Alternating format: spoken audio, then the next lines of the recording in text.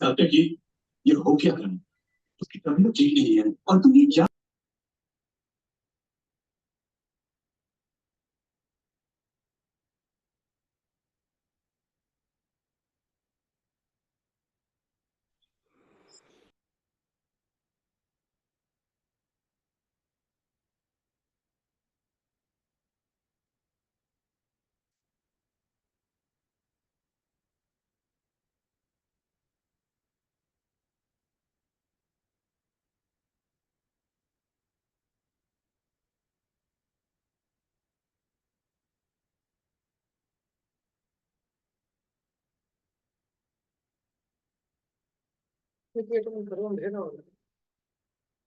नमो हरिहंताणम, नमो सिद्धाणम, नमो आयरियाणम, नमो वज्रायाणम, नमो सव्यसाहुनम।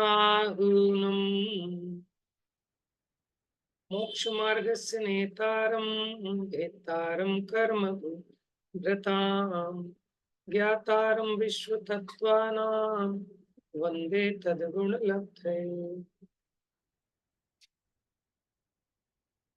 कल अपनी चर्चा निद्राओं की चली थी, तो दर्शनावरण कर्म के 9 भेद थे, जिसमें चक्षु दर्शनावरण, अचक्षु दर्शनावरण, अवधि दर्शनावरण, केवल दर्शनावरण, निद्रा निद्रा निद्रा, प्रचला प्रचला प्रचला और स्त्यानगृति।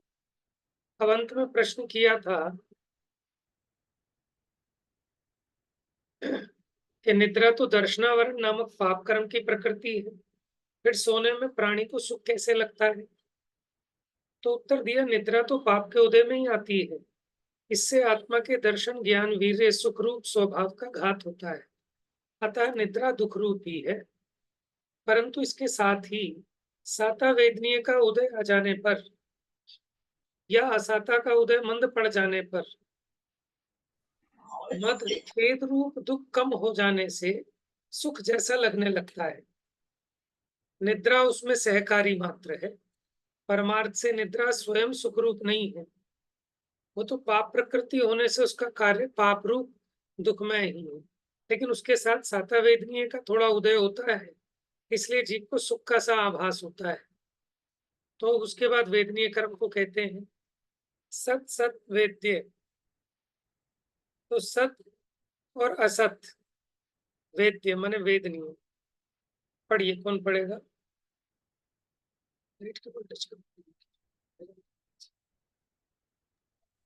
मैं पढ़ू भैया? पढ़िए जी, पढ़िए। सद सदवेद्य, सदवेद्य असदवेद्य ये 2 भेद हैं, जिसके उदय में आत्मा को देवादि गतियों में शरीर मन संबंधी इष्ट रूप अनुकूल सामग्री से अनेक प्रकार के सुख की प्राप्ति होती है, वह साता वेदनीय कर्म है। तथा जिसके उदय में नारकादि गतियों में शरीर मन संबंधी अनिष्ट रूप प्रतिकूल सामग्री से अनेक प्रकार के दुखों की प्राप्ति होती है, वह असाता वेदनीय कर्म है। अथवा साता असाता वेदनीय रूप होना सद असद वेद्य है। प्रशस्त रूप सराहने योग्य वेदना सद्वेद और अप्रशस्त रूप बुरी दुखकारी वेदना असद्वेद है। सुख दुख का अनुभव करने को वेदना कहते हैं। देखो, यहाँ इन्होंने दोनों अर्थ कर दिए। जिसके उदय से आत्मा को देवादि गतियों में शरीर मन संबंधी इष्ट रूप अनुकूल सामग्री से अनेक प्रकार के सुखों की प्राप्ति होती है, वो तो साता वेदनीय कर्म है। और जिसके उदय में नारकादि गतियों में शरीर मन संबंधी अनिष्ट रूप प्रतिकूल सामग्री से अनेक प्रकार के दुखों की प्राप्ति होती है, वो असाता वेदनीय कर्म है। तो इसमें आ गया कि एक के कारण तो आपको सामग्री की प्राप्ति हो रही है, साता वेदनीय से अनुकूल सामग्री, और असाता वेदनीय से प्रतिकूल सामग्री से अनेक दुखों की प्राप्ति। अब नीचे वाले पैराग्राफ में अथवा करके इन्होंने दूसरा मत भी कहा। साता असाता वेदनीय रूप होना माने सुख रूप वेदन करना, वो साता वेदनीय का उदय है। और दुख रूप अनुभव करना वो असाता वेदनीय का उदय है। अब मोहनीय कर्म के 28 भेद बताते हैं। भैया संस्कृत भी पढ़नी है क्या? हाँ पढ़िए, कोशिश कीजिए। दर्शन चारित्र मोहनिया कषाय कषाय वेदनियाख्या स्त्री ख्यास, द्विन चलिए एक बार मैं वेदनियाख्यास पढ़ाता हूँ सबको। स्त्री द्विन वषोडश वेदा सम्यक मिथ्यात् तदुभय यान्य कषाय कषायो हास्य रत्यरति शोक भय जुगुप्सा स्त्री नपुंसक स्त्री पुण्य पुंसक वेदा अनंतानुबंध प्रत्याख्यान प्रत्याख्यान संजुलन विकल्पाश्चैक्ष है क्रोध मान माया लोभा। देखिए पहले आप दो भेद कीजिए मोहनीय के, दर्शन मोहनीय और चारित्र मोहनीय। फिर जो चारित्र मोहनीय है उसके दो भेद कीजिए, अकषाय वेदनीय और कषाय वेदनीय। ठीक है, तो दर्शन चारित्र मोहनिया कषाय कषाय वेदनिया ख्यास वेदनिया ख्यास त्रि। देखो त्रि, तो त्रि किसके हुए? सबसे पहले दर्शन मोहनीय के 3 भेद हैं। कौन कौन से? मिथ्यात्व, सम्यक मिथ्यात्व और सम्यक प्रकृति। फिर चारित्र मोहनीय के क्या कहते हैं? 2 भेद। कौन कौन से? अकषाय वेदनीय और कषाय वेदनीय।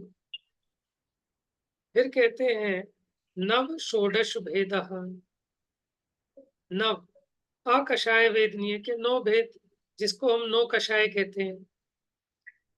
ठीक है, उसके 9 भेद। और कषाय वेदनीय के 16 भेद। कौन कौन से? अब देखो इनको भेदों को गिना रहे हैं। पहले हमने जो द्वि कहा था, द्वि गिनो, सॉरी त्रि कहा था। सम्यक मिथ्यात्व तदुभया अन्य। देखो कौन कौन से हो गए?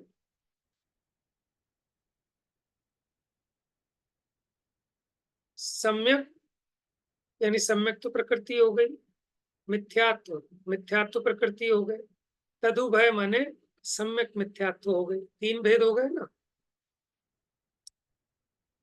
फिर है अन्य, अन्य कषाय कषायो, यानी अकषाय और कषाय। अकषाय का हो या नो कषाय का हो एक बात है। ठीक है, तो अकषाय कषायो ये 2 भेद हो गए किसके? चारित्र मोहनीय के। फिर जो अकषाय थे उसके 9 भेद। हास्य रत्य रति शोक भय जुगुप्सा स्त्री पुण्य नपुंसक वेदा। ये 9 भेद हो गए किसके? अकषाय वेदनीय के, जिसको हम 9 कषाय के नाम से जानते हैं। और फिर दूसरा क्या था? कषायो। कषाय के कितने? षोडश भेद। तो कैसे होंगे? अनंतानुबंध्य प्रत्याख्यान प्रत्याख्यान संज्वलन विकल्पाश्चैकशः क्रोध मान माया लोभा। क्या कह रहे हैं? 4 भेद के अनंतानुबंधी, अनंतानुबंधी जमा अप्रत्याख्यान, फिर प्रत्याख्यान, फिर संजलन, विकल्पाश्चैकशः।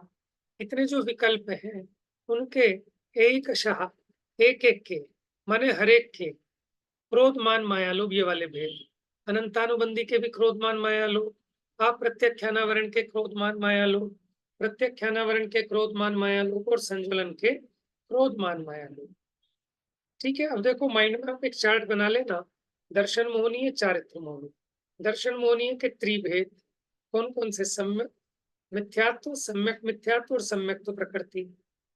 ठीक है, चारित्र मोहनीय के 2 भेद करना, अकषाय वेदनी और कषाय वेदनी। अकषाय में 9 कषाय आ गई और कषाय वेदनी में 4 चौकड़ियां, अनंतानुबंधी है, प्रत्याख्यानावरण, प्रत्याख्यानावरण, संज्वलन। इनके 4 भेद 16। तो टोटल कषाय हो गई 16 और 9 25। ये जो कषाय और अकषाय मिलाकर चारित्र मोहनीय के 25 भेद और दर्शन मोहनीय के 3 भेद। तो 25 और 3 ये 28 भेद मोहनीय के हैं। उसका पूरा वर्णन ही हो गया। अब पढ़ते हैं, अब समझते जाना साथ साथ एक बार। दर्शन चारित्र मोहनिया कषाय कषाय वेदनिया ख्यास त्रि, 3 भेद दर्शन मोहनीय के। द्वि, चारित्र मोहनीय के 2 भेद। नव, अकषाय वेदनीय 9 प्रकार का। कषाय वेदनीय षोडश भेदः। अब उनके नाम। सम्यक मिथ्यात्व, तदुभयान्य कषाय कषायो, हास्य रत्यरति शोक भय जुगुप्सा, स्त्री पुण्य पुंसक वेदः, अनंतानुबंध्य प्रत्यख्यान संजुलन, विकल्पाश्चैकशः, क्रोध मान माया लोभः। पढ़िए।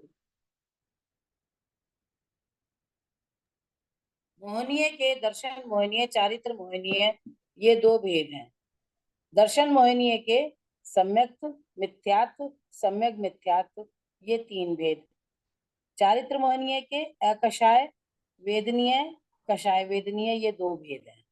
अकषाय वेदनीय के हास्य रतिरति शोक भय जुगुप्सा स्त्रीवेद पुरुषवेद नपुंसक वेद, ये 9 भेद। कषाय वेदनीय के अनंतानुबंधी प्रत्याख्यानावरण संजुलन संबंधी क्रोध मान माया लोभ, ये 16 भेद हैं। दर्शन और चारित्र का मोह रूप होना, दर्शन चारित्र मोहनीय है। अकषाय कषाय रूप होना, अकषाय कषाय वेदनीय है। बंध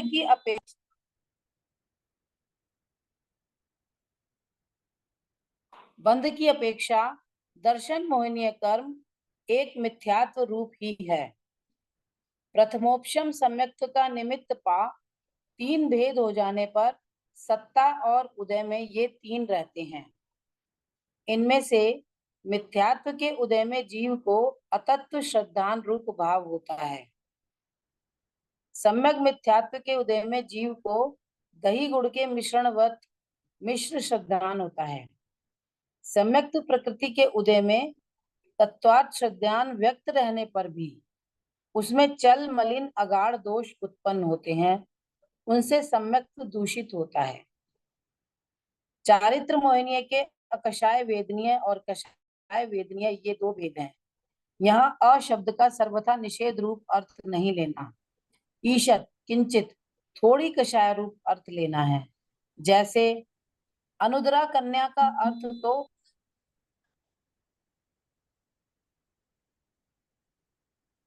परंतु ऐसी कन्या तो संभव ही नहीं है, अतः यहाँ अनुदरा का अर्थ स्थूल उदर के अभाव रूप छोटे पेट पतली कमर वाली है। उसी प्रकार थोड़ी कषाय के अर्थ में हास्यादि 9 कषायों को अकषाय कहा है, अथवा क्रोधादि कषाय की प्रेरणा से ही हास्यादि में प्रवृत्ति होती है।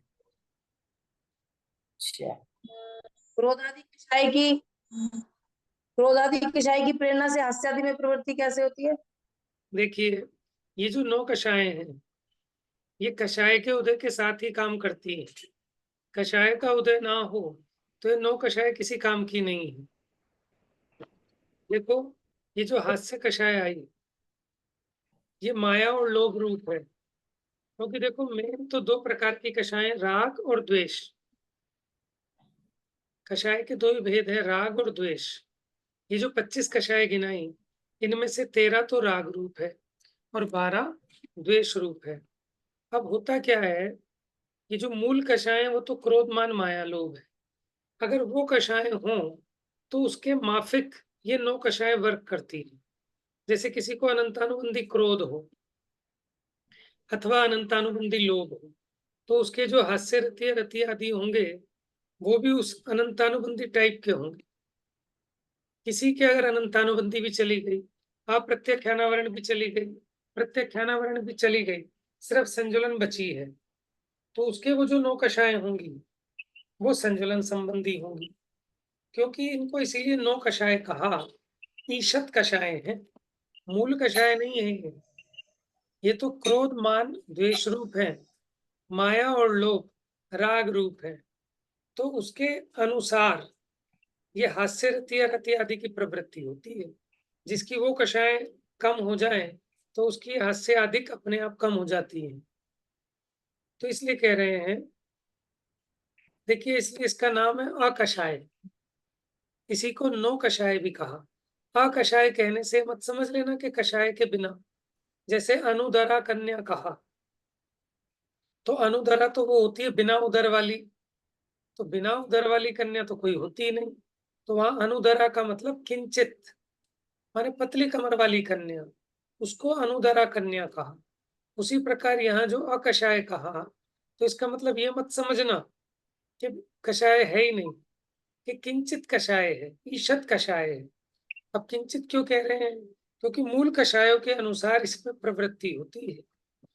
क्योंकि अगर क्रोध आदि की प्रवृत्ति ना हो, तो फिर हास्य आदि की भी प्रवृत्ति नहीं होती है, इसलिए इन्हें अकषाय कहती है।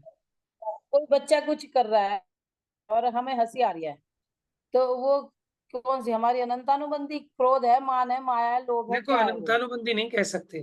अनंतानुबंधी या प्रत्याख्यान प्रत्याख्यान आदि तो अलग भेद है। यहाँ आपको लोभ कषाय है, कुछ ना कुछ मतलब उसके प्रति अनुराग है, प्रेम है, अच्छा लग रहा है, तभी तो आपको हास्य आ रहा है, आपको रोना आता है।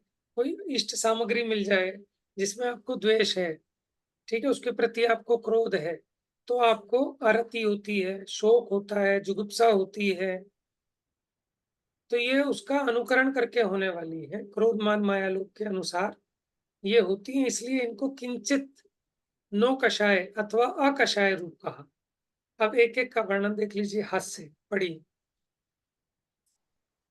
हास्य, जिसके उदय में हास्य कर्म प्रकट होता है, जीव को हंसी आ जाती है, वह हास्य है।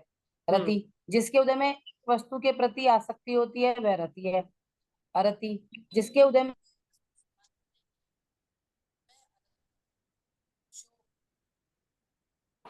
उदय में इष्ट का वियोग होने पर निराश हो, खेदित हो, सोच करता है, रुदन रूप विलाप करता है, वह शोक है। भय, जिसके उदय में दुखकारी पदार्थों को देखकर उद्वेग रूप हो डर कर भाग जाता है, वह भय है। जुगुप्सा, जिसके उदय में अपना दोष छिपाता है, अन्य के दोष को देखकर उसमें ग्लानि करता है, वह जुगुप्सा है। स्त्रीवेद, जिसके उदय में मृदु स्तन, योनि आदि कोमल अंग सहित तथा दाढ़ी मूछ के केश रहित शरीर हो, लज्जा से नम्रीभूत पना हो, मन की ग्लानि प्रकट दिखाई नहीं देने रूप काम का अभिप्राय हो, असमर्थता के कारण कायरता रूप स्वभाव हो, मदन की अधिकता के कारण हाव भाव विभ्रम विलास को उत्पन्न करे, सुख के लिए पुरुष के साथ रमण करने की इच्छा हो, वह स्त्री वेद है। पुरुष वेद, जिसके उदय में लिंग दाढ़ी मूछ सहित कठोर शरीर हो, कायरता से रहित धैर्य रूप स्वभाव हो, स्त्री के साथ रमण करने की इच्छा हो, वह पुरुष वेद है। नपुंसक वेद, जिसके उदय में योनि लिंग दाढ़ी मूछ आदि से रहित शरीर हो, स्त्री पुरुष दोनों के साथ रमण करने की इच्छा हो, वह नपुंसक वेद है। गो से उपले कंडे छाणे की अग्नि के समान स्त्री के, तृण की अग्नि के समान पुरुष के, ईंट ईंट के पजाबे अबा की अग्नि के समान नपुंसक के काम की वेदना है। इस कर्म भूमि संबंधी स्त्री पर्याय में कदाचित पुरुष या नपुंसक रूप भाव वेद, पुरुष में स्त्री या नपुंसक रूप भाव वेद, नपुंसक में स्त्री या पुरुष रूप भाव वेद का उदय हो सकता है। स्त्री पुरुष संबंधी योनि लिंग आदि शरीर में द्रव्य वेद के आकार नाम कर्म के उदय से उत्पन्न होते हैं। अकषाय वेदनी के अंतर्गत भाव वेद विवक्षित है। देखिए, अब ये समझ लीजिए, एक होता है द्रव्य वेद, एक होता है भाव वेद। द्रव्य वेद किसे कहते हैं? शरीर के आकार आदि की रचना, वो तो द्रव्य वेद कहलाता है। लेकिन उसके अनुरूप मन में जो भाव होता है, वो भाव वेद कहलाता है। तो यहाँ जो हमने आकषाय वेदनी में 3 भेद कहे, स्त्री वेद, पुरुष वेद, नपुंसक वेद, वो भाव वेद की अपेक्षा है। भाव वेद क्या होगा कि स्त्री वेद का भाव वेद क्या है कि पुरुष को भोगने की इच्छा, पुरुष वेद क्या है? स्त्री को भोगने की इच्छा, नपुंसक वेद क्या है? स्त्री पुरुष दोनों से रमण करने की इच्छा, ये भाव वेद है। और द्रव्य वेद क्या है? उनके शरीर की रचना, जो कि नाम कर्म के उदय से होती है। तो यहाँ जो 9 कषाय में स्त्री वेद, पुरुष वेद, नपुंसक वेद कहा, वहां भाव वेद की अपेक्षा लेना, क्योंकि ऐसा हो सकता है कि इस कर्म भूमि संबंधी स्त्री पर्याय में कदाचित पुरुष या नपुंसक रूप भाव वेद हो गए। क्या कह रहे हैं कि है तो बाहर में स्त्री, माने द्रव्य से तो स्त्री है, लेकिन भाव वेद की अपेक्षा पुरुष भाव वेद भी हो सकता है और नपुंसक रूप भाव वेद भी हो सकता है।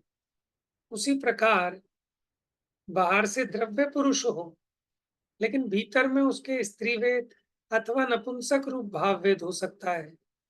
ठीक है। तीसरा, द्रव्य की अपेक्षा नपुंसक वेदी हो, लेकिन भाव की अपेक्षा स्त्री वेदी अथवा पुरुष वेदी भी हो सकता है। अब कषाय वेदनीय के 16 भेद।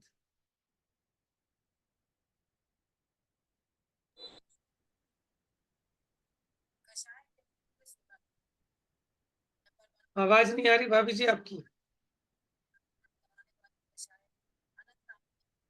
आपकी आवाज नहीं आ रही। आप लोगों को आ रही है आवाज? नहीं भैया। भाभी जी आपको हमारी आवाज भी नहीं आ रही। बंदी कहते हैं। उसके उदय में सर्वथा एकांत रूप मिथ्यात्व आदि में प्रीति हाँ रूप भाभी राग जी, भाव। आपको हमारी आवाज आ रही है? हाँ जी, आ रही है। आपको बीच बीच में आप, मुझे लगता है आपका नेटवर्क का कोई प्रॉब्लम है। आप दोबारा से पढ़िए, यहाँ से अनंतानुबंधी से वापस। संसार में अनंतानुबंधी, संसार में अनंत बार जन्म मरण कराने वाली कषाय अनंतानुबंधी है। अब आ रही है आवाज? आ रही है। अथवा यहाँ अनंत का अर्थ मिथ्यात्व है, क्योंकि मिथ्यात्व से अनंत संसार उत्पन्न होता है। यह कषाय उसके साथ लगी रहती है, उससे अनुबंधित है, अतः इसे अनंतानुबंधी कहते हैं। उसके उदय में सर्वथा एक रूप मिथ्या। गरम हो गया पानी। प्रीति रूप राग भाव और अनेकांत रूप वास्तविक तत्व।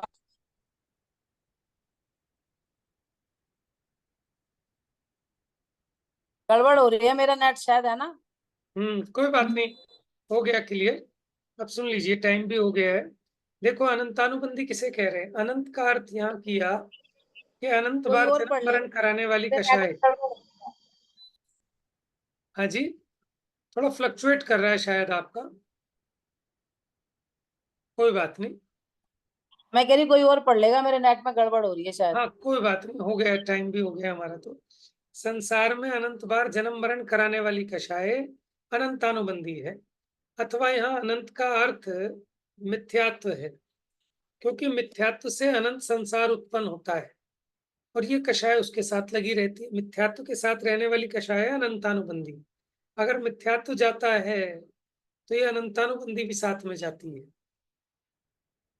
तो उससे अनुबंधित है, माने मिथ्यात्व के साथ इसका एग्रीमेंट है। अतः इसे अनंतानुबंधी कषाय कहते हैं। इसके उदय में सर्वथा एकांत रूप मिथ्यात्वादि में प्रीति रूप राग भाव और अनेकांत रूप वास्तविक तत्वादि में अप्रीति रूप द्वेष भाव उत्पन्न होता है। अब इसके उदय में क्या होता है कि जो मिथ्यात्व है, एकांत है, उसमें तो अनुराग रहता है, और जो अनेकांत है उसमें द्वेष रहता है। माने सच्ची बात तो लगती है बुरी और उल्टी बात लगती है सही मिथ्यात्व के उदय में। यह मिथ्या तत्व को सत्य रूप में स्थापित कर उसका पक्ष करता है, उसमें सत्यार्थता का ऐसा अभिमान करता है कि हमारे निरूपित तत्व ही सत्यार्थ हैं इत्यादि रूप में अतत्व श्रद्धान में प्रीति उत्पन्न कर साधु का अपलाप करता है। इसकी विद्यमानता में सम्यक्त्व नहीं होता, अथवा सम्यक्त्व की घातक कषाय अनंतानुबंधी है। देखो, अनंतानुबंधी मिथ्यात्व की सहचारिणी है कि सम्यक्त्व का घात करती है। मिथ्यात्व में इसके कारण प्रीति भाव रहता है अनंतानुबंधी कषाय के कारण, और जो सम्यक तत्व है उसमें अप्रीति रूप भाव रहता है। अप्रत्यक्षानावरण क्या है? जिसके उदय में सम्यक हो जाने पर भी एक देश त्याग रूप श्रावक के व्रत किंचित मात्र भी नहीं होते, वो अप्रत्यक्षानावरण कषाय है। प्रत्यक्षानावरण कषाय क्या है? जिसके उदय में श्रावक के व्रत हो जाने पर भी सकल संयम रूप महाव्रत नहीं हो पाते, वो प्रत्याख्यानावरण कषाय है। और संजुलन, जिसके उदय में महाव्रत हो जाने पर भी यथाख्यात चारित्र की प्राप्ति नहीं होती, अथवा जिसके उदय में संयम भली भांति दैदीप्यमान हो, वह संजुलन कषाय है। अब इन कषायों की चर्चा विशेष कल करेंगे, ठीक है। जा वाणी के ज्ञान से सूझे लोकालोक, सो वाणी मस्तक नमो सदा देत हूँ धो।